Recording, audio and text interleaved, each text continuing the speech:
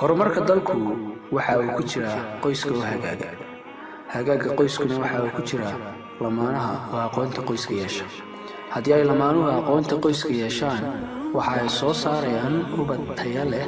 oo si wanaagsan loo barbaariyay oo kaalin kasta oo ay nolosha ka galaan sida ay tahay uga soo baxa, dabeetana horseeda horumarka dalka.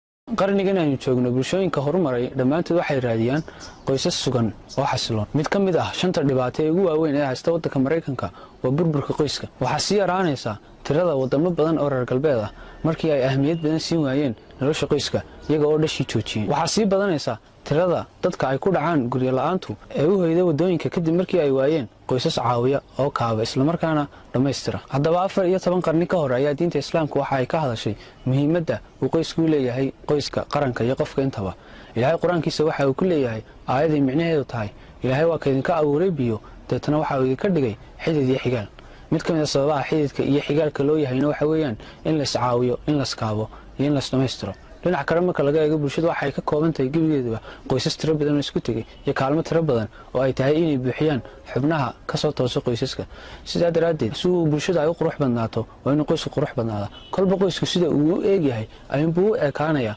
bulshada qaybaheeda kala duwan. qarankuna uu guud ahaan uu noqonayaa muraayadda qoysaska tirada badan leh ee isku tegay. marka aan qoys ka hadlayno waxaan ka hadlaynaa lafdhabarkii bulshada. marka aan qoys ka hadlayno waxaan ka hadlaynaa salkii ummadda.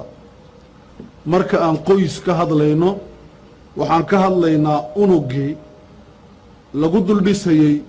nolosha mujtamaca intiisa kale. sidaas daraaddeed waxyaalada aanu kaga duwannahay dadka kale ee gaalada ah, khaasatan dadka aanu la noolnahay ee reer galbeedka ah, waxyaalada aanu kaga duwannahay waxaa lafdhabarka ah aragtida aanu ka leenahay qoyska,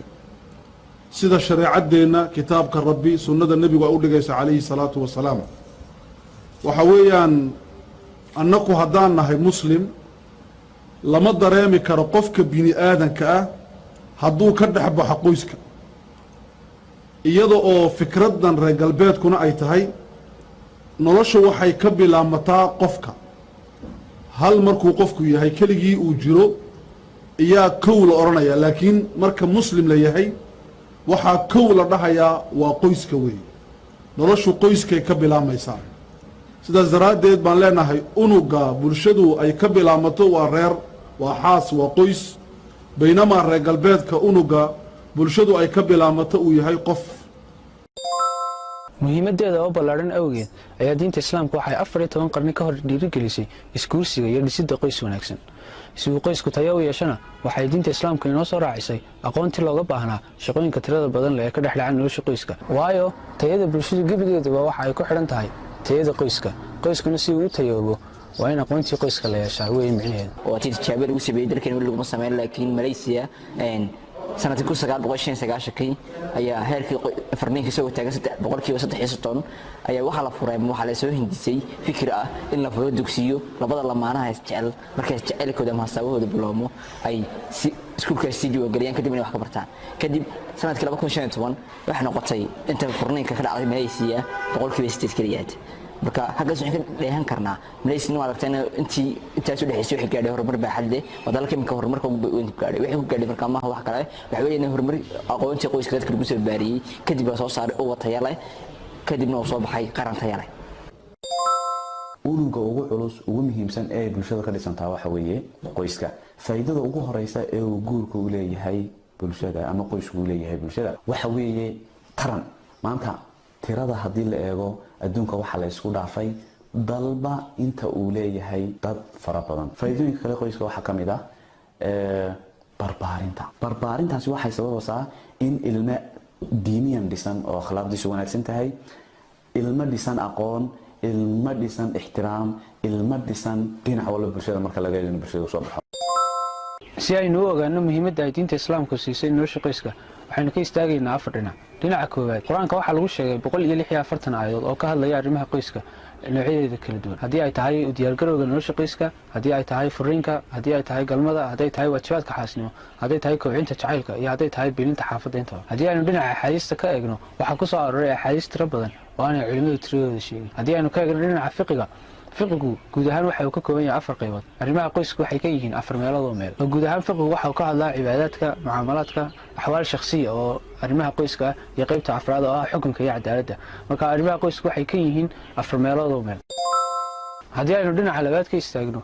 nolosha qoyska waxaa ku soo aroortay ajar tiro badan oo aan laga helin meelo kale xitaa hadduu qofku yahay qofka ugu cibaadada badan leh haddii qofku guursado waxa dhameystirmaysa diintiisa kala bar nabi maxamed sallallahu alayhi wasallam waa kii ku lahaa xadiis micnihiisu ahaa qofka haddii uu guursado waxa dhameystirmaysa diintiisa kala bar ee kala barka kala haylaashado haddii uu qofku guur diyaar garoobo waxa uu ilaahay u ballan qaadayaa inuu ilaahay garabkiisa yahay waxa uu nabigu ku yiri sallallahu alayhi wasallam xadiis micnihiisu yahay saddex ilaahay ayaa isku waajib yeelay inuu gargaarayo mid kamid ah wuxuu ahaa qofka guurdoonka ah ee doonaya dhowrsoonaan haddii uu qofku xaafadiisa biiliyo waxa uu ka helayaa ajar tiro badan nabigu wuxuu yiri sallallahu alayhi wasallam xadiis micnihiisu ahaa halka diinaar ee lagu bixiyo jihaad iyo halka diinaar ee lagu bixiyo si adoon loo xoreeyo iyo halka diinaar ee lagu bixiyo xaafadda waxa ugu ajar badan halka diinaar ee lagu bixiyo qoyska sida oo kale waxa ajar tiro badan laga helayaa galmada nabigu wuxuu yiri sallallahu alayhi wasallam qofka haddii uu galmoodo waxa uu leeyahay ajar waa galmadii xalaasha ahayd haddii aynu sii wadno qofka haddii laga geeriyoodo ilmo yar oo dhalay haddii uu ka geeriyoodo jannada ayuu kaga sii horeynaya iyadana ajar ay u tahay waxaanad moodaa inuu ninku gabadha soo iibsanayo sidaynu inaga u isticmaalno yani labada qof aan laba qof oo isu baahan baayid waxaad moodaa in xagga raggun ka jirto waalidkuna markaa inanta dhalayna ay ka eegaan sidii dhaqankaydu laba kasta marka ay hawsha ay wadaan ama ka horba intaanu gurbu ka heshiin ayaa waxa jira waxyaabo iska caabin oo qofku uu iska dhigo inuu nolol sare ku nool yahay inuu xoolo badan bixin karo deetna guddo marka runtii gaadho waa inuu halkii ku adkaysto marka waa inuu ehelkii cidii kalifo wada qof ee bil aadanka ah ee nolol wada wadaagaya bay horta qaaliga iyo jabnaashuba ka kala yimaadaan waxaana mas'uuliyadda ilaahay wuxuu uga dhigay waxa kamid ah koow in qofku ninka ragga uu ka run sheego ninka ayaan ka run sheegay marka uu inta hayla wada hasaawaya waxa sababay hortideedaba waxaan nahay ummad xalaashatay ummad fududaysay xaaraantii adkaysay xalaashi waxa kamid ah isku dayashada keentay sida barigii hore loo adeegsan jiray iyo sida haddaba loo adeegsado horta labadaba faan kama marna laakiin barigii hore kalifaad may ahaan jirin oo ninka barigii hore doonaya inuu guursado quruxdu waxay ku jirtay in reerka uu ka dhashay reer ka durugsan uu ka soo guursado isaga oo reerka ka durugsanna xoolaha loo geenaya hadaan u wada lahayn tolku iska caawin jiray tusalahan reer durugsan buu rabaa inuu ka soo guursado iyaga oo tolkii magacooda ilaalinaya oran jireen hebel hala kaaliyo oo halaga caawiyo yaradka iyo gabaatiga iyagoo iyaga laftoodu gabadha xoolaha laga bixiyay ee deegaanka durugsan laga soo guursaday in loo aayo doono barigii hore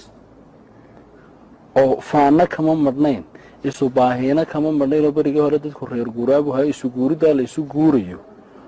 haddii gabadhaasi reerkii ka soo jeedo inta abaar xumi dhacdo xaggooda loo guuro keligii iyo tolkiiba waa lagu xidhiidhin jiray waxa la oran jiray waa reerkii inala xidhiidhka ah marka taasi caqabad ma ahayn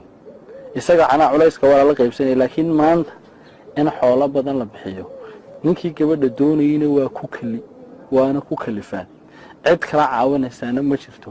wax badan oo sababayaana ma jiro haddii aynu dhinaca saddexaad ka eegno diinta islaamka waxay dhiirigelisay fududeynta guurka sidoo kale waxay fartay dadka ay taladooda gacanta ka goodo inay ka caawiyaan guurka dhalinyarta doonaysa inay isguursato nabigu wuxuu yidhi sallallahu alayhi wasallam xadiis uu micnihiisu ahaa ee guurkii noogu barakada badan leh waa guurkii noogu fudud sidoo kale tuu fariinta u direeyay dadka ay taladooda gacanta ka goodo waxa uu ku yidhi aayada micnaheedu tahay isu guuriya dadka addoomaha ee wanaagsan ee agtiina jooga haddaynu dhinaca afraad ka eegno diinta islaamka waxa ay goodi adag u dirtay cid kasta oo isku dayda inay baahidooda ku gutaan wada xaraana diinta islaamkuna haddii ay shay naga diiday micnaheedu waxa weeye waxay dhiirigelinaysaa shayga dhinaca ka soo horjeeda waxa la yidhi nacsiinaya sinada iyo inaan ku dhacno waxyaabo xaraana si aynu u guursano qoysku waa halka ay bulshadu ka dhisanto ama ay ka burburto danaynta qoyska ayaa ay ku jirtaa horumarka dalku haddii uu qoysku xoogan yahay dhaqaalaha dalku u kobcaa siyaasadda dalkuna waa ay hagaagtaa sida oo kale bulshadu waxay noqotaa bulsho tayo leh balse haddii ay cagsiga noqoto dalku waxa uu noqdaa dal burbursan oo dhinaca cagsiga ah. Waata keentay in diinta Islaamku danayso in la dhiso qoys tayo leh. Waata keentay in wadamo badan oo reer galbeed casrigan aynu joogno ay daneeyaan dhiska iyo dhisidda qoyska. Innaguna haddii aynu Soomaalinahay waxaynu la gudboon inaynu dhisno qoysas tayo leh si ay noogu soo baxaan ubad tayo leh oo ka qayb qaata horumarka dalka oo siday tahay uga soo baxa kaalin kasta oo ay nolosha ka galaan.